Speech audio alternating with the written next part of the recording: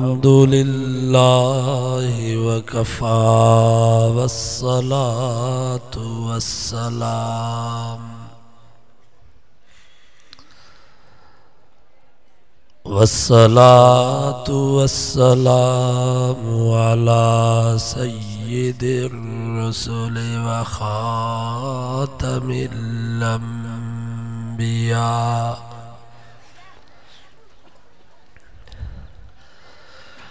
अम्मा बअदु फ़अऊज़ु बिल्लाहि मिनश शैतानिर रजीम।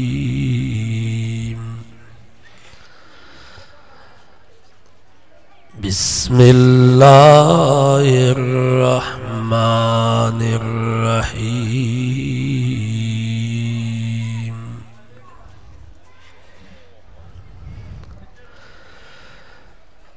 वल्आदियाति ज़बहन फल्मुरियाति क़दहा फल्मुगीराति सुबहन फ़अथरन बिही नक़आ फ़वसतन बिही जम्आ इन्नल इंसान लिरब्बिही लकनूद व इन्नहु अला ज़ालिका लशहीद। सदक़ल्लाह व सदक़ रसूलुहुन नबियुस सादिकुल अमीन व नहनु अला ज़ालिका लमिनश शाहिदीन वश्शाकिरीन वल्हम्दुलिल्लाहि रब्बिल आलमीन। दुरूद शरीफ को बुलंद। अल्लाहुम्मा सल्लि अला मुहम्मदिन व अला आलि मुहम्मद कमा सल्लैता अला इब्राहीम व अला आलि इब्राहीम इन्नका हमीदुम मजीद। अल्लाहुम्मा बारिक अला मुहम्मदिन व अला आलि मुहम्मद कमा बारकता अला इब्राहीम व अला आलि इब्राहीम इन्नका हमीदुम मजीद।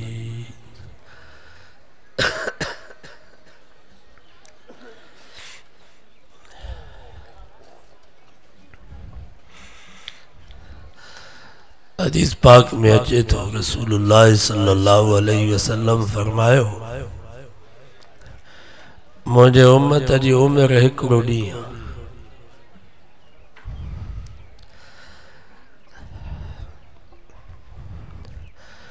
ॿी रिवायत में अचे तो साईं फरमायो मुझे उम्मत जी उम्र अधु ॾींहुं।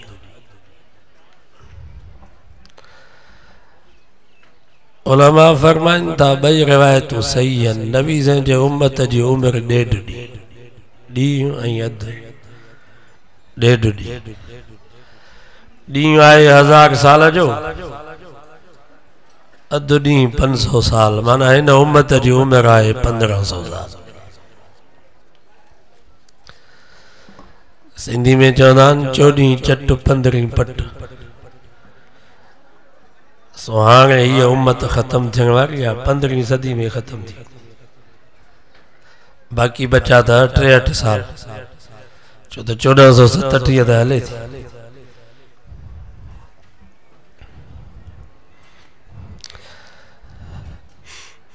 क़यामत जूं जेके नंढियूं नंढियूं निशानियूं हुयूं उहे सभु अची वयूं। ये नबी साईं फरमायो अंतलिदल्लमतु रब्बता, फरमायो आखिरी ज़मानो अगो ईंदो जो पुट त पीउ मां खे मारींदा, पर न्याणी जेका हया वई शराफ़त जो पेकर आ उहा न्याणी भी पंहिंजे अम्मा ते आर्डर हलाईंदी। वो दौर हले न्याणी पंहिंजे मां खे थी चवे तो मुंहिंजी ड्रेस धोती आ,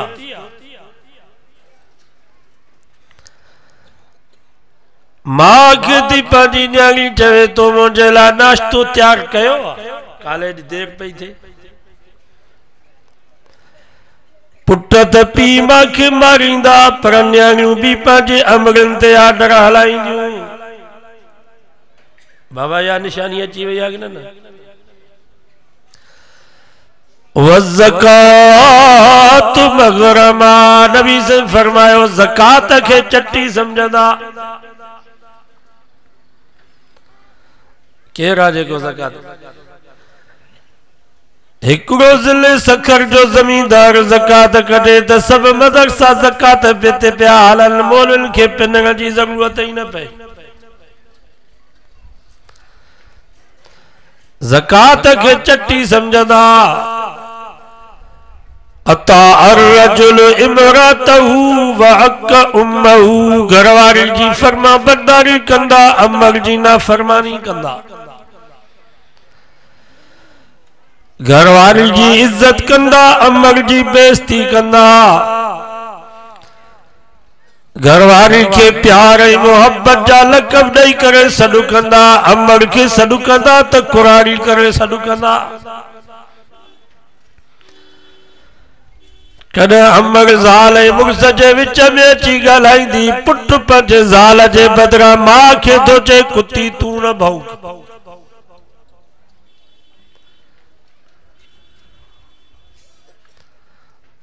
ऐं अहिड़ियूं शिकायतूं मिलियूं।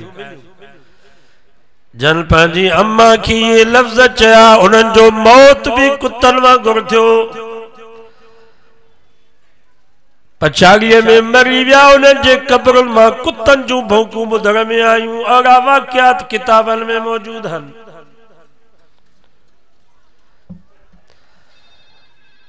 व अदना सदीकहू व अक़सा अबहू, दोस्तनि खे वेझो कंदा, पीउ खे परे कंदा। दोस्त ईंदो तो न जे इस्तक़बाल जी लाइ रोड ते वञी बीहंदा, पर पीउ ईंदो त खट तो भी पुट उथंदो कोन।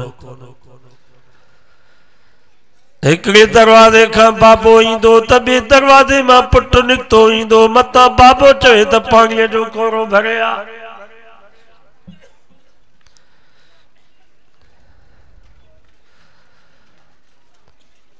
हुक्मरान अवाम जी माल के, सरकारी माल के, बैतुल माल के ज़ाती माल समझी करे लुटाईंदा।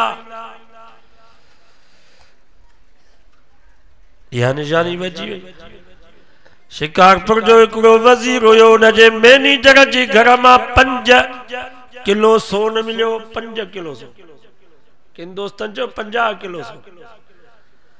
बलोचिस्तान जो हिकिड़ो वज़ीर हुयो, उन जे मैनेजर जो मैनेजर उन जे घर मां 5 मण सोन निकितो आ। 5 मण सोन बोला ना।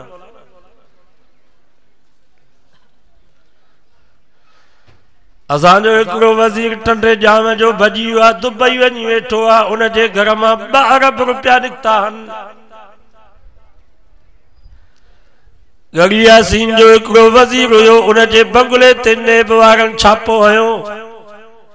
ख़बर जो पियनि त उतां जा चोर माण्हू आहे, पैसनि जूं बोरियूं खणी विया, बाक़ी डॉलर हुननि चयो त इहे शायदि कागज़ आहिनि, डॉलरनि जे बोरियुनि खे ॿाहिरि ॾिनो। उन्हनि चयो त इहे पैसा न, ॼट आहे जाइल आहे। इहो दौर पियो हले। अवाम जी माल के बैतुल माल के ज़ाती माल समझी करे लुटाइंदा। नबी से फरमायो उन्हनि जो हाकिम जेको कमीने में कमीनो हूंदो उहो उन्हनि जो हाकिम हूंदो। असां समझोसीं त शायद नवाज शरीफ 11 साल मक्के मदीने में रही आयो को सुधरी आयो हूंदो। सिंधी में चवंदा आहिनि त हाजी त हरामी न त पैसा ई भांगे। उन्हनि हरामिन हाजिन में इहो हाजी निकितो। 11 साल मक्के मदीने में रही आयो, वांगनि जी होलीअ में वञी बीठो आहे त मूंखे बि रंग हो। वॾे वाक्य चए थो त असां पाकिस्तान के लिबरल बनाईंदासीं, सेक्युलर बनाईंदासीं। छा मतलब? जे कुत्ता ऐं कुतियूं गॾु आहिनि, पाकिस्तान में छोकिरा छोकिरियूं गॾु हूंदा, कंहिंखे ज़रूरत न आहे जो कहिड़ो बाबा जो चई या कोन, या क़यामत जी निशानी न आहे। नबी से फरमायो आखिरी ज़मानो अहिड़ो ईंदो जो रोडनि ऐं रस्तनि ऐं घिटिन ते ज़िना पई हलंदी। घिटिन में ज़िना पई हलंदी। शरीफ माण्हू एतिरो उन्हनि खे चवंदो यार जेकर तव्हांखे इहो गंदो कमु करिणो आहे त पासे ते वञी कयो, रस्ते तो त परे छो। बस वध में वध एतिरो चवंदो, वधीक चई न सघे। वञो यूनिवर्सिटी में, लतीफ़ यूनिवर्सिटी वञो, सिंध यूनिवर्सिटी वञो, इस्लामाबाद ऐं पिंडी जे बाज़ारुनि जो चक्कर लगायो, पार्कनि में वञो, छोकिरा छोकिरियूं जंगू जंगुनि सां मिलाए, हथ हथनि सां मिलाए खुले आम वेठा आहिनि। ॿिया त पंहिंजी जाइ ते, पर पीउ मां खे ज़रूरत न आहे जो पंहिंजे छोकिरीअ खे चवे त ही छा पई करे। ज़रूरत न आहे पीउ मां खे, जेकर चवंदो त चवंदा तूं इंतिहा पिसा। उहो दौर हले पियो।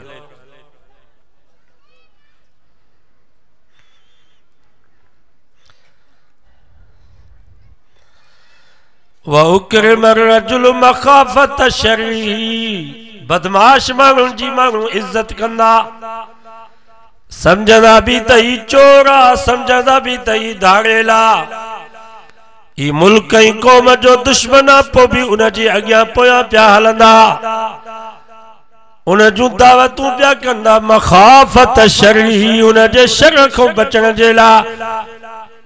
मता सुभाणे मूंखे नुक़सान न ॾे। बाबा या निशानी बची हुई है कि न? दीनदारन ते आलमन ते सख्तियों। हाणे असांजे मदरसन में स्पेशल ब्रांच वारा अचनि था, अलाए कहिड़ियूं मशीनूं खणी था अचनि। चवनि था साईं तव्हांजो मदरसो असां कंप्यूटर में फिट कंदासीं। इस्लामाबाद में वेठा हूंदासीं, उते ॾिसंदासीं पिया तव्हांजो मदरसो। भली कयो।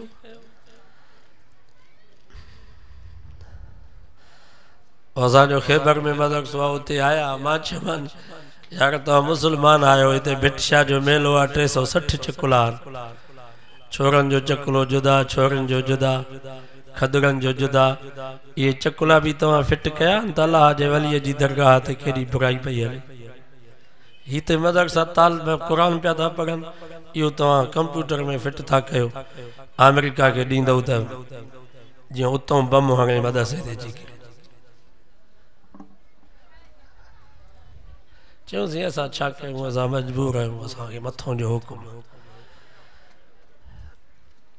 माना सख़्तियूं जीअं पोइ तीअं उलमा ते वधंदी दीनदारनि ते। हलाल हराम जी का तमीज़ कान्हे। उहो वक़्त भी हुयो जो हिक कुरारी माई हज़रत इमाम अहमद बिन हंबल खे चयईं साईं हिकिड़ो मसलो आ करो। चई मां सुट उणींदी आहियां,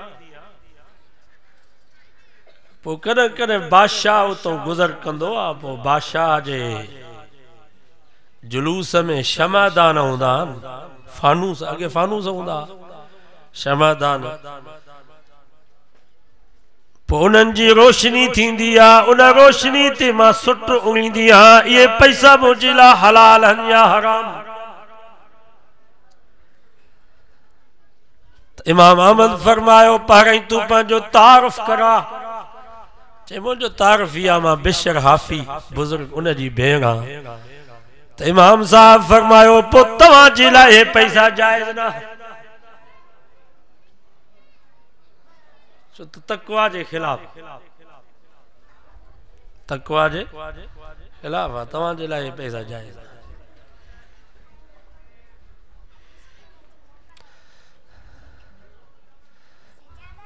हाणे असांजे मस्जिद मदरसनि में मीटर आहे ई कोन, एसियूं पईंदियूं हलनि, मोटर पाणीअ जा, चोरीअ जी बिजली, चोरीअ जो पाणी, चोरीअ जी रोशनी, निमाज़ पिया था पढ़नि।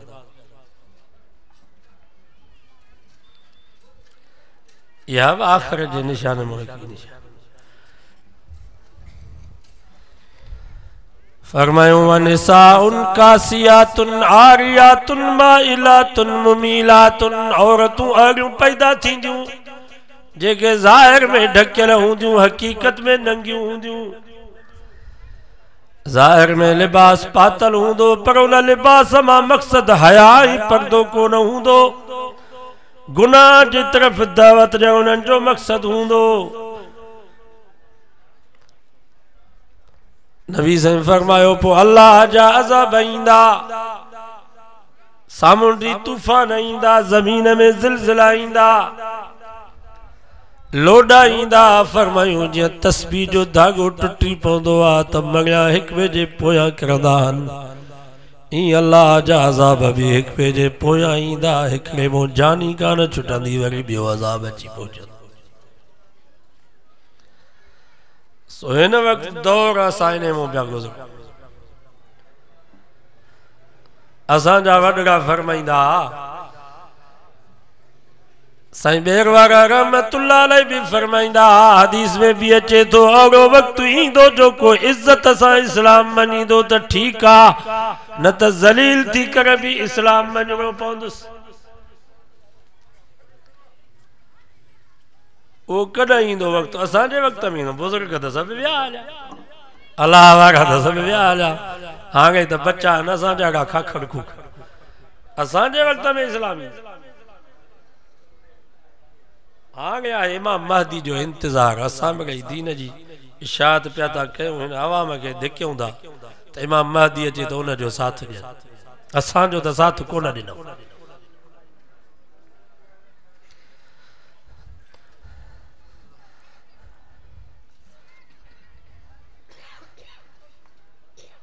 लाड़काने में भाउ राशिद ॻाल्हि कई त शीयन जो क़बीलो हुयो, डोमकी क़बीले जा, जंहिं पैनल में असीं कामयाब थियासीं। बिलाल ज़रदारी उन्हनि वटि आयो, चई मां तव्हांखे 40 नौकरियूं तव्हांजे क़बीले जी थो। फरियाल टाल पर पोती लाए अचे पेरनि ते रखी त ही डॉक्टर जा पुट अहल बैत जा दुश्मन आहिनि, तव्हां कीअं था हुसैनी वरी उन्हनि खे वोट ॾियो। निसार खोड़ो 15 ॾींहं हुते वेठो हो त तव्हांजी कॉलोनी खे असां दुबई था बनायूं। पर उन्हनि शीयनि खे एॾी गैरत आई, उन्हनि चयो त निकाह हिक सां थींदो आहे, ॿिनि सां निकाह न थींदो आहे। असां शहीद जे पुटनि सां वाइदो कयो आहे, बसि वोट उनखे ॾियो। पछाड़ी में उन्हनि जी पोलिंग ते अलम अची वियो, जेको बरोचो उनखे चवनि पिया कंहिंखे वोट ॾींदे, चई किताब खे चवनि पिया हिन अलम ते हथु रख, छो त अलम वटि जी इज़त हुन वटि क़ुरान खां मथे। शीयन खे गैरत आई, ही जेके असांजा नेक निमाज़ी मुवाहिद असांजे वाइज़नि में उछगारू ॾेई करे रोन पिया त हिननि जहिड़ो को असांजो सॼो आहे ई कोन, हिननि खे एतिरी बि गैरत। पछाड़ी में मदरसे में आया, भाऊ तारक खे चयूं तव्हांजो न रोड खपे न नाली खपे, रुपयो बि तव्हांजो न खपे, असां तव्हांजे शहीद पीउ डॉक्टर जे खून जो कर्ज़ लाथो। उन्हनि खे गैरत आई, हिन क़ौम खे गैरत न।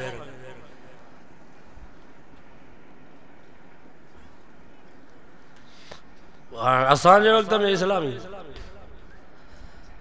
इमाम महदी ईंदो, नबी साईं फरमायो हुनजो नालो मोहम्मद हूंदो, हुनजे पीउ जो नालो अब्दुल्ला हूंदो। मदीने में पैदा थींदो माण्हू हुनखे ॻोल्हींदा असां हुन जी तलाश में मदीने मां वरी निकिरंदो वरी मके वेंदो रसूल सल्लल्लाहु अलैहि वसल्लम फरमायो बैतुल्लाह जो तवाफ़ पियो कंदो अबदाल हूंदा जेके वञी हुनखे सुञाणंदा बाह मां पकड़ींदसि हेॾो ज़ुल्म पियो थो थिए मिना में लखे माण्हू मरंदा उहे निशानियूं हाणे सभु अचनि पयूं पोइ मां मादी जे हथ ते पैर अब्दाल बैयत कंदा पोइ मुसलमान ईंदा पोइ यहूद ईसाइनि जे ख़िलाफ़ जिहाद हलंदो नबी साईं वमा का पत्थर जे पोयां यहूदी लिखियल हूंदो त उहो पत्थर चवंदो मौली साहब हेॾे आहे मुंहिंजे पोयां यहूदी लिखियो वेठो आहे फ़क़्तुल क़त्ल करे इहो जिहाद हलंदो पियो त वरी दज्जाल ईंदो इन वक़्त में दज्जाल ईंदो वरी हज़रत ईसा अलैहिस्सलाम ईंदो जेको दज्जाल खे मारींदो पोइ ईसा अलैहिस्सलाम जी वफ़ात थींदी हुनखे नबी साईं जे रोज़े में हिकिड़ी जाइ रखियल आहे उते हुनखे दफ़न कयो वेंदो बसि पोइ क़यामत क़ाइमु थी वेंदी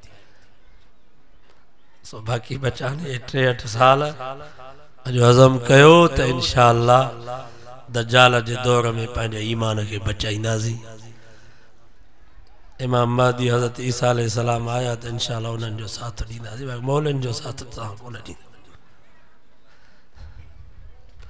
असांजा हज़रत साईं मोहम्मद शाह अमरोटी रहमतुल्लाह अलैह आख़िरी वक़्त में दीवान मुश्ताक सखर जी अस्पताल हुन में ज़ेर इलाज आहे आलमनि जो वफ़द वियो तब पुरसी जे लाइ पोइ साईं जन वेही रहिया बेड ते फरमायो मुंहिंजो हिकिड़ो दोस्त हो मोहम्मद उमर सराफ मोहम्मद उमर नालो सराफ सोनारो कराची जो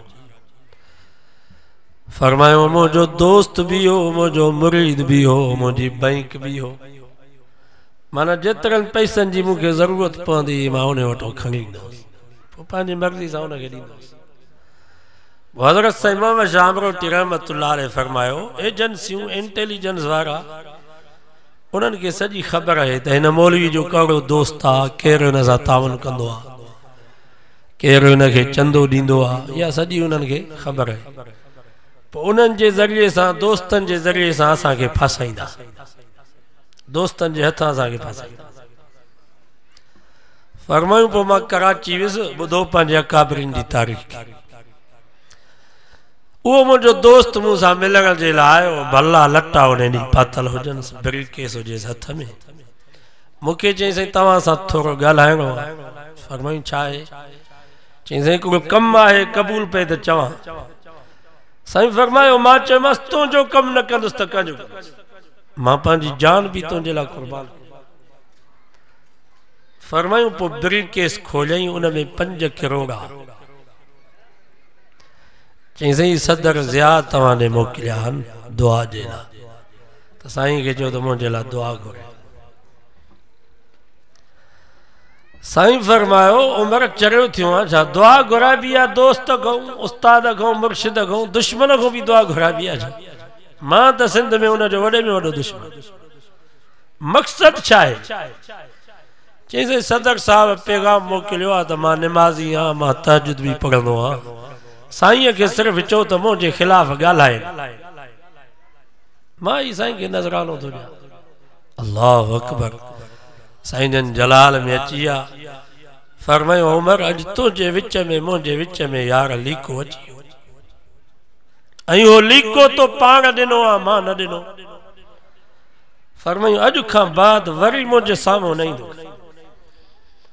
फरमायूं ज़ालिम तो मोहम्मद शाह के बकरी समझो हो जा का 2000 जी बकरी का 5 करोड़नि जी बकरी तू 5 करोड़नि में मूंखे विकणी पियो फरमायूं इन्हनि पैसनि ते मां पेशाब करण बि पंहिंजे लाइ बेइज़ती थो सम्झां ई पेशाब खां वधीक पैसा पलीतनि उथी वञ पंहिंजे पीउ वटि पहुचा वरी मूंसां तूं ॻाल्हाईंदो सभु चओ सुभान अल्लाह उलाइका आबाई ये तो असांजा वॾा ये जमीयत इन्हनि बुज़ुर्गनि जी फरमायूं 2 सालन खां बाद मां मक्के वियुसि, उते मताफ में तवाफ करे मां वेठो हुउसि, तिलावत पियो कयां, ॾिठुमि त हिकिड़ो शख़्स मथों अची बीठो आहे। पोइ मां तिलावत जो पूरी कई तो मोहम्मद उमर हो, किरी पियो मुंहिंजे आॾो, पटको लाहे रोए पियो। वरी उन जूं 2 न्याणियूं आयूं, उन्हनि पोती लाहे अचे मुंहिंजे आॾो रखी। वरी उन जी कुराड़ी मां, वरी उन जी घरवारी, मां परेशान थी वियुसि, रोन पिया, साईं असां उम्र जे लाइ न आया आहियूं, असां तव्हांजी तलाश में आसीं, छो त असांखे यकीन हो त असांखे माफ़ी बैतुल्लाह में मिलंदी, ॿी जात न मिलंदी।